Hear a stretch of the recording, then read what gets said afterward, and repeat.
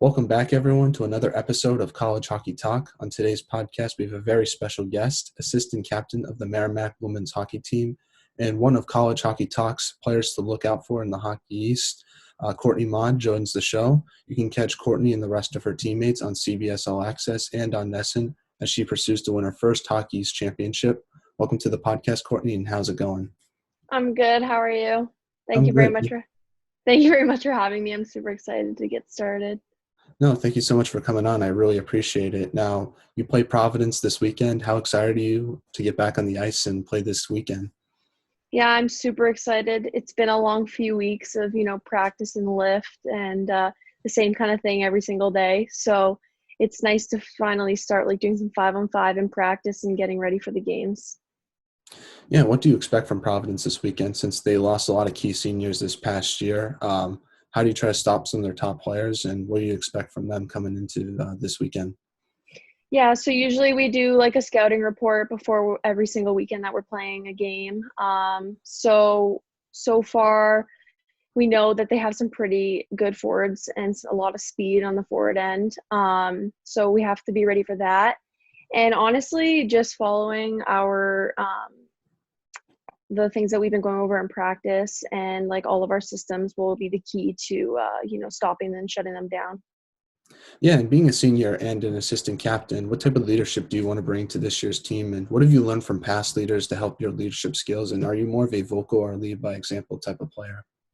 So I think that I'm a more lead by example player. I've been striving to be more lead by vocal this year, but I'm hoping just, we have a very young team this year, and I'm really hoping just to show them kind of what it takes to be a D1 hockey player and just set them up for success and just really be here for if they need any questions answered or anything to look up for in the game and stuff like that. And how did you find out you were going to be an assistant captain, and what's the process for getting selected for that? So actually, throughout the summer, I was home, obviously quarantining, same as everyone else in college hockey. But so pretty much the coaches reached out to the three of us. So our captain, Megan Ferguson, me, and Dominique Glasgow, the other assistant captain on our team. And they just basically said that they saw great qualities in us and that they think that we would be very great leaders for the team. And so they asked us if we thought that we would be able to fit that role really well. And I felt that being a senior and, having those qualities that I would be a great person to help those incoming freshmen and even just the underclassmen. Yeah, and how honored were you to feel? How honored did you feel when you got that It, recognition from your coaches? it was very nice to hear. I think that I've been striving for that for the past few years. And, I think that I have those qualities. And so for them to see it in me as well was a very big honor. No, obviously there won't be any fans this year in Hockey East. Do you think the lack of fans will have any effect on your play or your team's play coming into this year? No, I don't think so. I think our team brings a lot of energy on its own. And so I feel like just having that to go off of in the games and, being able to focus on what we really need to do is really the key to winning some games. Yeah, and what's it been like preparing for this upcoming season amid a pandemic nonetheless? And what challenges have you faced, and how have you adapted to those challenges? So I was home for the first few months. I was doing online schooling and trying to balance out workouts and stuff at the same time. And unfortunately, as everyone else has faced the same issues, all the rinks were closed, the gyms were closed. So I was fortunate enough that my dad actually built me a gym in my garage. So I was able to work out there. So I had that place to kind of go and, start preparing for the games and everything that I was going to have for the upcoming season. And then other than that, it's been coming back. All we had to start out practice and lift 5 groups of 5 people. We were outside. It was all separated. We had to be socially distant. So that was a big challenge and trying to get the team together because, like I said, we were a very young squad and not many people knew each other. So trying to incorporate the freshmen and get them into the team, that was very challenging. But now that we're able to be, a full team and actually practice and lift together, I think that they're doing a great job, coming into the team. And have you made any improvements to your game during this off season? And what would you say is the biggest improvement you've made? Yeah, I would say I have. I've always felt as though I've been a very fast player. But I think that throughout the training during quarantine and like just having that downtime, I was really able to focus on the areas that I wanted to strengthen my game. So I think my shot, being able to pick my head up and pick corners a lot easier. That's something that I've been working on a lot. And also just like being able to get open and get in good spots because I really hope to be a more offensive player this year. And I know that's what it takes to be that. So. Yeah, and what does your freshman class look like this year, and how have they adapted to the new team and kind of the new world we're in? Because I know when you were a freshman, you did not experience anything that they're experiencing now. Yeah, so I think that they're adapting really well. Um, like you said, they're experiencing something so different than everyone else has ever seen before. So, going off of that, I just think that having each other to bounce off of and kind of look up to us to see like what they need to do to get there. I think that's something that they've done well. And I know that at the beginning it was challenging for them because, like I said, we were split up into cohorts. And unfortunately, with the way that it was, their cohort was just them. So they didn't really have anyone to like kind of compare themselves to. So I think that now that we're back as a full team practicing, we have a game in 2 days, very exciting. They're actually looking really well. They're fitting into the systems. Everyone's adapting really well. I'm really excited to see what they can bring to the games. Now, you lost some key seniors from last year, like Michaela Grant Metis and Chloe Cook. How do you try to replace those qualities those players brought to your team this past year? And have you noticed any improvement to your team since they've left, even though they brought a lot of good qualities? Yeah, so obviously Michaela was a very strong offensive player. It's going to be challenging to replace her. I don't think that's possible, but I think that we have a lot of people that show very good qualities that um, can kind of fill the gaps that we have. So we have some strong forwards that have some really great offensive ability. And we also have some very good D. The freshmen, they're looking really good. We also have some very key returners for the D side. So I feel like that if we just work hard and follow the systems that we've kind of been put in place and we just crash the net and, get lots of shots, and I feel like we'll be able to be successful. Yeah, and what's it been like to play under Coach Erin Hamlin, and what have you learned under her for your time at Merrimack? Yeah, so she's a great role model for women's hockey. Obviously, she played very high level hockey. She played at UNH, and she also played for the U.S. women's team. So that's something that's a great accomplishment for her, and I think it's awesome to be able to play for her. And I think something that I've learned just from playing under her is like she really believed in me and like proved that I should believe in myself. And I think that really helped me. And, I came in my freshman year as a winger and now I play center. And I think that also has a lot to do with Coach Moberg. She helped and she helped make that decision as well. And so I can't thank them all enough, all my coaches, for believing in me and like proving that I can do it and putting me in a place that they think that I will succeed. So that's definitely a great accomplishment. Now, I want to switch gears a little bit and talk about your quarantine and your summer. What was that like? What did you do to pass the time, and what was it like preparing for this upcoming year during the summer? Yeah, so I was home for the first few months of quarantine, which honestly was amazing because we don't get much time at home. We get like a few months here and there, which is like summer, and so being able to spend time with my family was wonderful. It was such a nice refresh. And other than that, the first few months, like I said, I was in online schooling, so I was completing some courses, and then I had to also balance that with workouts, daily Zoom calls with my team. And then other than that, I spent my free time um, outside by the pool, hiking, doing things outside because it was nice weather. And I also went on a lot of family camp trips. So that was really fun. Nice, nice. Now, you're from Georgetown, Ontario. How did you start playing hockey, and how did you start falling in love with the sport? Yeah, so I actually started figure skating when I was 3 years old. And I quickly came to realize that that was not for me. And so when I was about 4 years old, I mentioned to my parents that I would love to play hockey. And so really the Georgetown, like they didn't have a women's team. So I actually ended up playing with the boys, the Georgetown Raiders, and I played with them for about 5 years. And then I ended up transferring over to girls just before they started to hit and have contact. So Um, yeah, I decided that I wanted to play hockey on my own. No one in my family really played before that other than some of my cousins, but I had a lot of guy friends growing up and they all played in the town, and Georgetown's a very small town. So growing up playing street hockey, Chris Clack, I know you've had him on the podcast before. We always used to play street hockey together. So yeah, it was something that I loved, and I just started off from there. Yeah, Chris is a good guy. Now, what was it like playing with the boys, being one of the only girls on the team, and was it fun in some sort of way for you?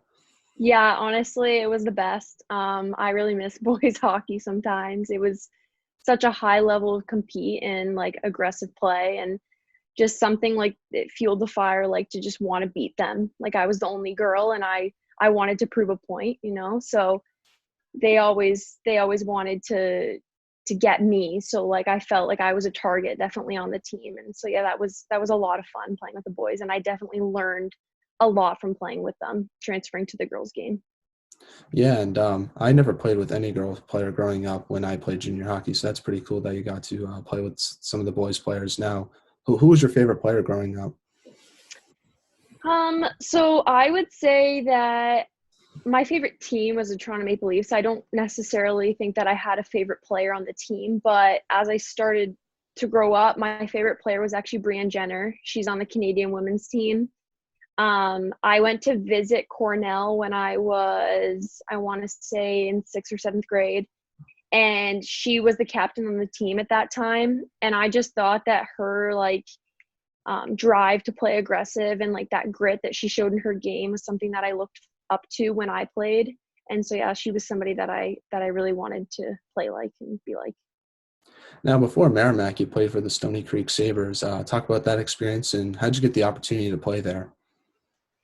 Yeah, so I actually played in Oakville before that, and Coach Brian Cleary for the midget double A Sabres contacted me and asked me to play for his team.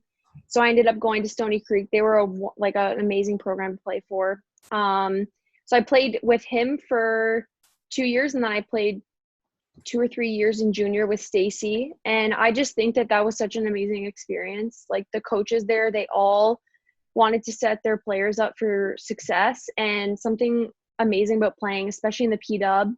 Um, all the players that we got to play against and with, they were all going on some sort of D1 route. So the coaches knew how to set you up. They knew like what your strengths were and how to push you. And I think ultimately playing in that league and also just playing for some coaches that had a lot of knowledge and connections, that set me up to be ready for college. Yeah, I was checking the roster when you were on Stony Creek, and there was some really good players. Kristen O'Neill, for example, came up pretty quickly. We had her on the podcast before as well. What was it like to play against those teammates and compete with them every day and try to make yourself a better player? Honestly, yeah, like Kristen O'Neill, Emma Malte, like I've seen that they've been on the podcast too, and it was honestly amazing to play against them. And I think the level of compete that came in practices and games against players like them was something that really helped me be ready for the college level. And it was amazing to be able to compete against them every day. And how did that help you prepare for college hockey? And was there any other aspects of Stony Creek that helped you prepare for college hockey when it was according to like time management, trying to be a student athlete, or any on the ice skills that you learned?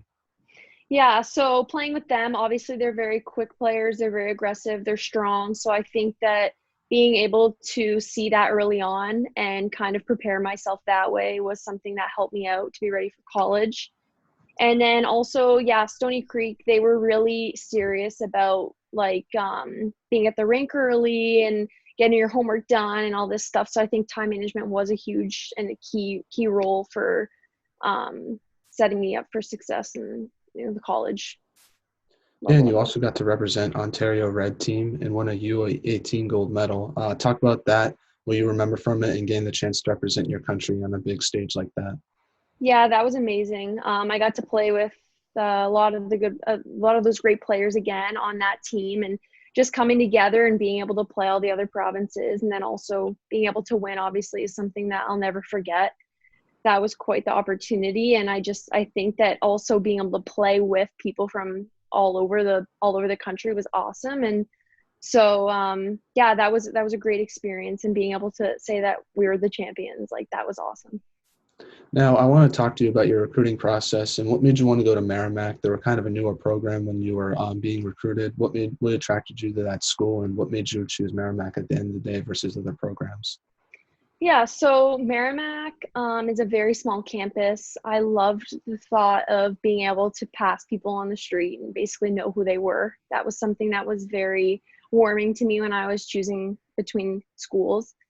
And then hockey wise, yeah, they were a new program, but I felt honored to be able to have the chance and opportunity to leave a legacy and to help them succeed to something, even though they were a new program, and just be a part of that growth. I thought that was very cool and something that I would love to be a part of.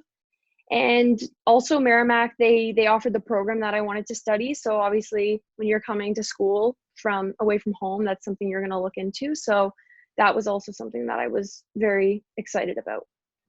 Talking about building a program like Merrimack and being kind of a newer recruit in that process, what role do you want to play in building the program, and where do you see the program in the next 4 to 5 years after you graduate this year? Yeah, so this year especially, we spent a lot of our time during quarantine rebuilding the character of this program and the core values. So I feel like that's going to lead us to a lot of success this year.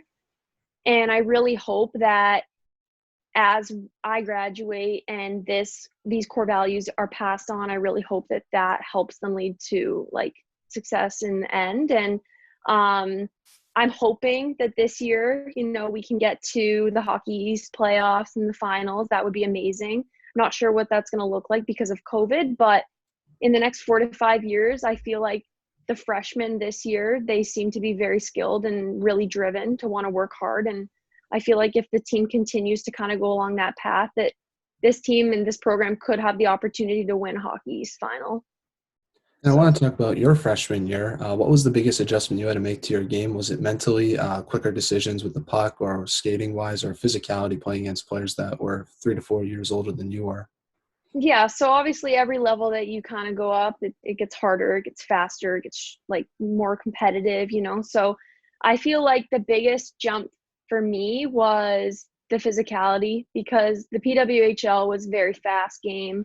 Everyone in that league, like I said, they were most likely going D1. So they all knew what was expected to be able to go D1. So that was also really good. But yeah, I think that the mental piece played a little bit of a game as well. I live in Georgetown, so going to school in Boston, that's quite the distance. I'm a very, very big family person. So moving that far away from my family at a young age, that's something that I had to adjust to. And not being able to have my parents at every single game, that was something that I struggled with for a little bit. But once you get used to it, it's not bad. And I know that they're able to watch online. And I think that, yeah, something that I struggled with was the physicality. But as soon as I got into the gym and started lifting the weights the same as the other girls on the team, and I was able to adjust well.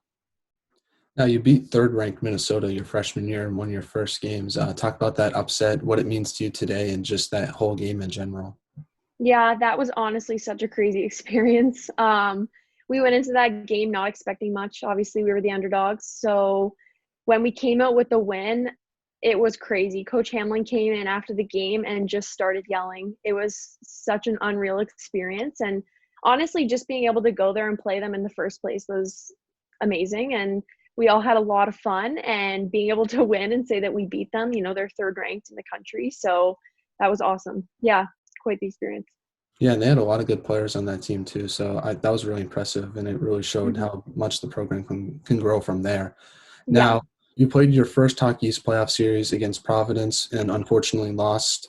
Talk about your first playoff experience and what did you take away from that? Yeah. So that was a tough loss. Honestly, I learned a lot from that. I learned that like you don't know when your last game is going to be. So you really got to give it all. And I just feel like our team also has grown a lot from missing playoffs last year. So we know how much it means when you make playoffs. So everyone wants to bring their A game. And I'm really excited to see what this year brings. I really hope that we have that opportunity to go back, and I'm really excited to see if we can get farther in the playoff round. Yeah, I want to talk a little bit more about last year. Your team struggled a little bit, didn't qualify for the playoffs. What do you think went wrong during this past regular season, and what do you think your team needs to improve on to get over that hump and qualify for a playoff spot this year? Yeah, like I said, we went over a lot of new core values this year, things that our team strived for and believed in. And I think that partly that was something that our team was missing last year. We had a lot of skilled players, and that was definitely something that we were lucky to have. But I think that our team is very lucky to have these new core values and believe in those this year. And I feel like that's something that's going to lead us to success. And I really hope that we're able to make the playoffs and prove some people wrong this year. Yeah, speaking of proving people wrong, I don't know if you saw the preseason poll in Hockey East. I think you guys were ranked one of the lower teams. Talk about that poll, and does it make you upset knowing that some of these coaches don't believe in your team like they should? I don't know if I would call it upset. I think I would just say that it would feel amazing to really prove them wrong. And I really hope that we can do that this year. It's obviously not the best when you're ranked low, but we were coming off a little bit of a tough season. So I'm not shocked, but I really hope that our team can turn it around. And, it would be amazing to be able to show them that we are capable of doing that. And I know that our program is, and we have a lot of girls that are really ready to show what we have. And so I'm excited to see where we can go with that. And what are some of your goals and expectations for yourself and for your team this upcoming year? Yeah, so I've always been a very defensive player. I'm really hoping that this year I can be strong on both sides of the puck. I'm really hoping that I can, improve my stats on the offensive zone. And I'm also really excited to see how much of a leader I could be on a team this year. I'm in a leadership role, so I'm really excited to see how I can help out some of those younger players and kind of guide them through the ways of college hockey and help them out in any way that I can. Now, I want to ask you, what was it like being a player throughout these past few months, not knowing when your season was going to start, and just talk about how excited you were when Hockey East made the announcement and just all the hard work that went in behind the scenes when it came to Merrimack, but also the other 11 Hockey East schools, just trying to get this season underway. And are you excited? What's the most biggest adjustment you're going to make to like traveling wise, wearing masks on practices, and just the whole social distancing requirements that you have to go through? Yeah, so obviously the first few weeks, like I said, they were a struggle because it was a very big change. We all had to wear masks, socially distance. We were practicing and lifting in groups of 5. So it didn't really feel real to me. And going to practice every single day, every single week and lift and stuff, it was definitely a challenge, but I knew that it was something that was needed and I knew that it was going to help us out in the end. And so when that announcement came out that we were able to play games, it was honestly such an exciting feeling. Like I forgot what it felt like to be told that we are going to have a game or we are going to play, and it's something that when you don't have it, you don't know like how it feels. So when they told us that we were going to be playing, everyone was just ecstatic. And so, yeah, it's really exciting. We're two days out and we've been practicing really hard, lifting heavy weight, getting ready for the game. So I'm really excited to finally be able to put the jersey back on and get out there. Yeah, especially for your senior year too. I know some kids don't even get the chance to play their senior year, which must really suck for them. So I'm excited that you have the opportunity to at least try to play your senior year, which is awesome. Yeah, it's really exciting. Now, what can fans expect from your team for this year that they didn't see before? I think that they can expect us to have more wide range offensive a game. I feel like last year we had a few key players that really put up some points. Obviously, Michaela Grant-Mentis was one of them, and I feel like this year a lot of people have been working day in and day out on their skills, just to give some more offense. We really need that, and I think that's something that our team is striving to have, and I think that's what we're gonna have. Yeah, talk about playing with Michaela Grant-Mentis. What type of player was she like, and how excited were you when you found out she was going to play in the NWHL for Toronto? Yeah. So she's been one of my very close friends for a while. I was roommates with her actually last year, so it was awesome. She's quite the player. She's very well-rounded. She's very skilled, and she's someone that I learned off of a lot last year. it was someone that I looked to for, like ideas and skills. And so I loved being able to play with her. Obviously, I didn't play on her line because she was also a center, but power play, I got a lot of my goals from that power play with her. And I just felt as though it was very easy to play with her. She was very easy to adjust with. And the NWHL for her, playing in Toronto, obviously hometown. She's a very big family person as well. And so she grew up about 15 minutes away from me. So yeah, for her to be able to play in Toronto, and it's COVID, so I don't know if people are allowed to go and watch, but I'm so excited for her and the opportunity that she has to be able to prove herself in that league and, show what she's got. And I'm really excited that her family's able to go and watch and be close. So I guess we know who your favorite NWHL player is, or at least I can assume. Yeah, it's a strong, her and Sam Ridgewell also on the same team. Sam's an unbelievable goalie, so I'm excited to see how she's going to shut down the other teams this year as well. Now, switching things from hockey to the non-hockey segment of the podcast, I want to talk to you about some of your teammates and just some of your non-hockey interests as well. My first question is, if you could have lunch with anyone in the world, who would it be and why? I think I would say Serena Williams. I think that it would be amazing to be able to sit down with her and see like what it took for her to be so successful. And, she's very humble and she's so driven, and it would just be so interesting to hear what she has to say about her experience. Now, what type of music do you like to listen to before a game?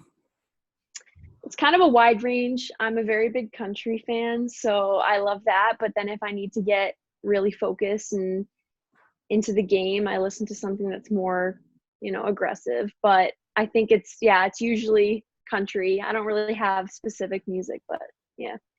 Now, who has the best aux on Merrimack women's hockey? I'd say Kiki Roust. She's always the one that takes care of all the music. Now, who's the funniest on the team? The funniest, Gabby Jones, 100%. Now, you obviously have the best style on the team, but besides yourself, who else has the best style? Best style. I would say I'll give it to Allie Qualley, freshman. She looks pretty good out there. Now, what is your biggest pet peeve? My biggest pet peeve. Hockey-wise or just in general? Just in general. I would say when people don't clean up after themselves. Yeah, I struggle with that, so I apologize. But now back to some hockey questions now. What advice would you give younger players who are trying to pursue D1 college hockey? I would tell them just all the work that they're putting in is 100% worth it. And some days are harder than others, and just push through those days, because when you finally get to where you wanted to be, it's quite the accomplishment, and it's something that they should be really proud of, because not everybody can do that. It's very hard. You have to give up a lot of things and sacrifice a lot of things, especially throughout, the high school years and middle school. And so I just think that all the work that you're putting in will pay off in the end. Now, being a women's hockey player, what do you think should be done to help grow women's hockey? I would say right now what they're doing, trying to, grow the NWHL and put a lot more effort into advertising that and getting some good players in that league, is something that's going to help grow it.